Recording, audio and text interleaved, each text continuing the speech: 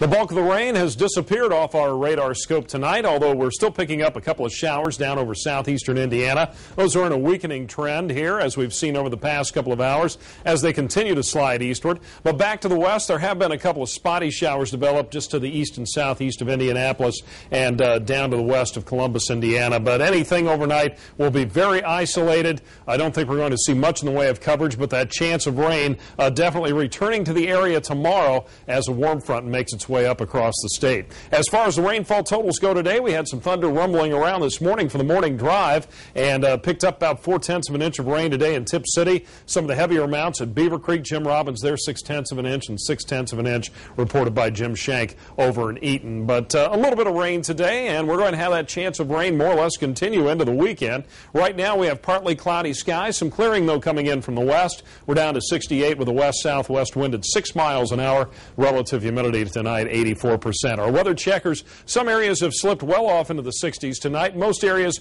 hanging right around the upper 60s to about 70 degrees. Vicki Sifke in New Carlisle 71. Bob Jacoby in Piqua 72 degrees. Betty Shappy in Versailles at 71.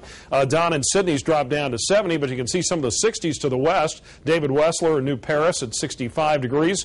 Jim Robbins in Beaver Creek 68. In Cedarville, Dennis Lowstetter still in the low 70s, and some other temperatures tonight right around 70 degrees. 71 reported by Kevin Kiefer in Centerville, and Barb Shively up in Union at 70 degrees. And taking a look at some other temperatures tonight, again, you can see the 60s. There's less humid air coming into the northern part of the state. These areas could even slip off into the 50s overnight, but still that warm, muggy air mass to the south. You can see some of that drier air. These are 5-degree increments, a much drier air up into southern Michigan, northern Indiana, and also the northern part of the Buckeye State. But unfortunately, it's not going to have much of a southward push. As a matter of fact, we'll get right back into that sticky air during the day tomorrow as our winds go around to the southwest here, already in the process of doing that. There are those showers passing by.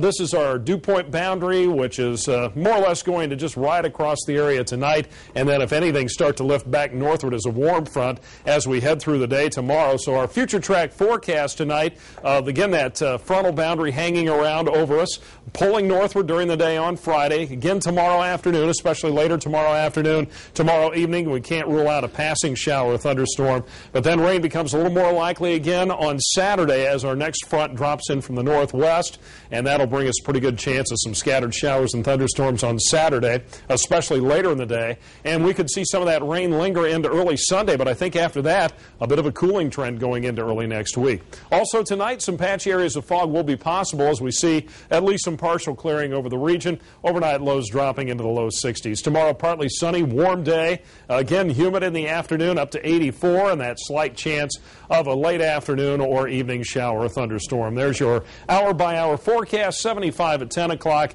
78 at noon, 81 degrees at 2 o'clock. Looks like up around 83, 84 at 5, and then those chances of rain increasing to late day. And there's your weekend forecast. Saturday for the Strawberry Festival, highs into the low 80s, 78 on Sunday.